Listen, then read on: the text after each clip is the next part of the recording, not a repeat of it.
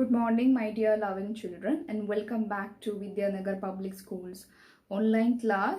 Today we will start a new chapter, ninth chapter, page number 102 of your course book. Memories are made of buttermilk. Memories are made of buttermilk.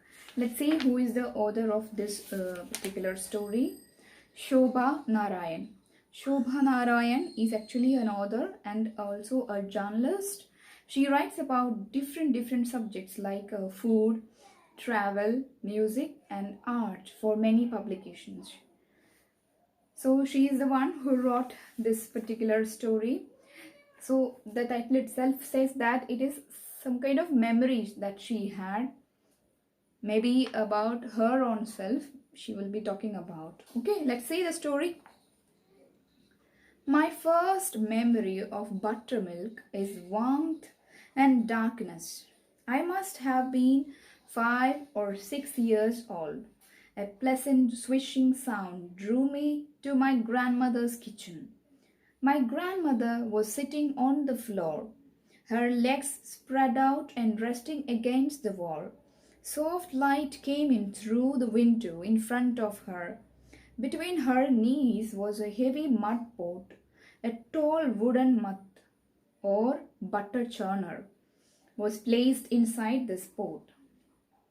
So in the first paragraph we will understand that she is talking about her memories of buttermilk, right? Yes. And she is saying that it is her memory when she was about 5 or 6 years old. And her grandmother used to sit like her legs apart and almost touching to the wall. And in between her knees, she will keep a mug or a pot, right?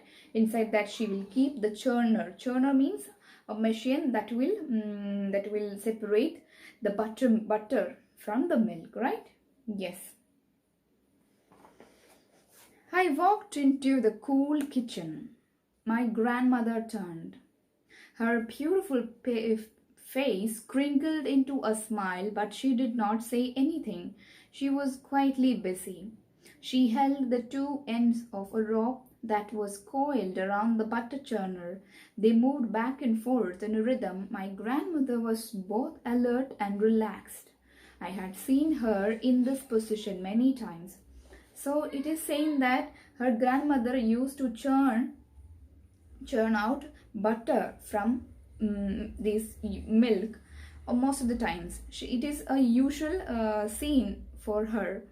And how she just entered the cool kitchen. That time her grandmother did not say anything to her because she was a little bit busy in her kitchen. And she held the two ends of the rope. Actually, on the churner, a rope is coiled. Coil means chuttida. Okay, coiled around the butter churner, and they moved that back and forth like this. You might have seen this, right? Yes, in cartoons and all, or in your textbook, there is the picture for you all. You can see that. Okay. I slipped under her hands and sat down against the C-shaped curve of her body. My legs were spread out like hers, my hands level with hers. I leaned against her soft belly. Together we pulled the rope back and forth, making the milk give up its butter. It was not milk really, it was the thick yogurt that she had collected for a couple of days. So she slipped her under her hands and sat down against the mug or pot, we can say. In the picture you can see how she used to sit in between her grandmother's legs, right? Yes, you can see in that picture. That's how she used to sit. And while she is sitting, she also keep her hands together with her grandmother's hands, and they both together pull the rope back and forth, making the milk give up its butter. Making the milk give up its butter means then it will give out, the milk will give out the butter. It was not milk really, it was the thick yogurt that she had collected a couple of days. In your home also, your mother will be doing these things. You can notice it's not, this butter is not collected from pure milk actually.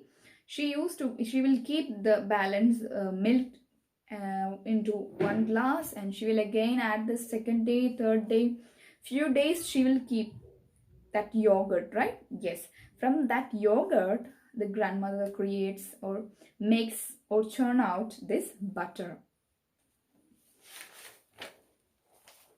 I loved sitting with my grandmother, matching her arms to hers as we pulled the rope together. I could smell the buttermilk and feel my grandmother's breath on my neck. She did not say a word, but I felt so safe and comfortable. Some minutes later, the heavy butter lumps began to form. My grandmother poured cold water into the mud pot. We continued churning. Within the minutes, the butter lumps floated on top, and then we stopped. So what's happening here? She's telling that she loved to sit inside her grandma's lap or between her legs, and she also helped grandma to pull the rope back and forth. And what will happen after that? Few butter lumps began to form, right? So what do you mean by lumps? Lumps are actually, we can say, നമ്മുടെ മുഖത്തൊക്കെ ഉണ്ടാകുന്ന ചെറിയ ചെറിയ മുഴകളൊക്കെ lumps എന്ന് പറയാം. ഇച്ചിരി വീർത്തൊക്കെ ഇരിക്കുന്നതൊക്കെ lumps എന്ന് പറയാം. അപ്പം ലംസ് എന്ന് പറയുന്നത് ഇവിടെ ഉദ്ദേശിക്കുന്നത് ലംസ്, അതായത് ഈ ബട്ടറൊക്കെ ലംസ് ആയിട്ട് വരും, മുകളിലേക്ക് പൊന്തി വീർത്ത് വീർത്ത് കുറച്ചിങ്ങനെ പൊന്തി പൊന്തി വരുന്നത് നിങ്ങൾ കണ്ടിട്ടുണ്ടാവുമായിരിക്കും അല്ലേ? തൈര് തന്നെ കണ്ടിട്ടുണ്ടാവും. തൈരിൻ്റെ മുകൾ വശത്തേക്ക് ഇങ്ങനെ വെണ്ണ ഇങ്ങനെ മുകളിലേക്ക് പൊന്തി വരുന്നത് കാണാം. ശ്രദ്ധിച്ചു നോക്കിയാൽ മതി കേട്ടോ. ഇടയ്ക്ക് ഒന്ന് കിച്ചണിലൊക്കെ കയറി നോക്കണം അമ്മ എന്താ ചെയ്യുന്നത്, അപ്പം കാണാം. So first very small butter lumps began to come. Later she pour means ഒഴിക്കുക. Okay, she'll put cold water inside that again, and again she will churn out. Then what she will get butter lumps floated on the top, big butter lumps she would get. And what she will do, let's see. My grandmother collected all the lumps together in her hands and shaped them together into a round bowl. I sat still, waiting for the best part. My grandmother put the big round ball into the vessel filled with water. What it floated like those white planets that we drew in our geography book. Then she collected the smaller lumps of butter that were still floating inside and made a small ball and looked at me. Obediently, I opened my mouth. It is the freshly churned butter. It tasted of the saltiness of my grandmother's hand and the sweetness of cow's milk and the slight sourness of the yogurt cream that we collected. So what's there in this paragraph, she is saying that she was waiting for the best part. Which is that best part? Yes, she will get to know about the taste of this butter. How? Her grandma will make this butter lump into a round bowl, and she will put inside to some water, some cold water she will put. So it will again float means pondi kadaka, okay, right? So it will float on that water. So she is saying that it looks like as if we are looking into the sky, as if how some planets we drew on the geography textbook. Like that she feels. And what her grandma does that she will collect the small lumps of this butter, and she will give this to whom? To this girl, to this granddaughter, right? Yes. And it has the saltiness, and it has sweetness, and it has sourness. Sour means pulip. Okay, the grapes are sour. പുളിപ്പ് എന്നാണ് sour. 10 years later, my grandmother still made buttermilk, but now it was with her mixie that my uncle had brought for her. It made churning a lot easier. She put thick yogurt into the blender, added ice cold water from the fridge, and pressed the switch. After 5 minutes, the yogurt would foam on top. The bubbles were the signal for my grandmother. So, these days she used to do this thing. She used to make this butter these days also, but not like she used to do earlier. Now she's using mixie. Who brought this mixie? Yes, uncle. Uncle brought mixie for her. So churning got very easy, lot easier now. She will add this thick yogurt, this thyre. She'll put into the blender and she'll add cold water, very cold water from the fridge, and she will use this mixie.